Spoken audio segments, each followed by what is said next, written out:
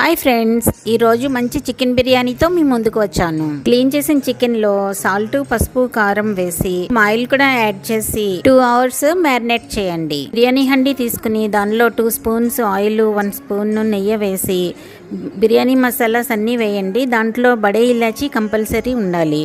అవి కొంచెం వేగిన తర్వాత 3 ఆనియన్స్ ఇలా పొడుగ్గా కట్ చేసుకుని అవి వేసి గోల్డెన్ బ్రౌన్ అయ్యే వరకు వేపండి.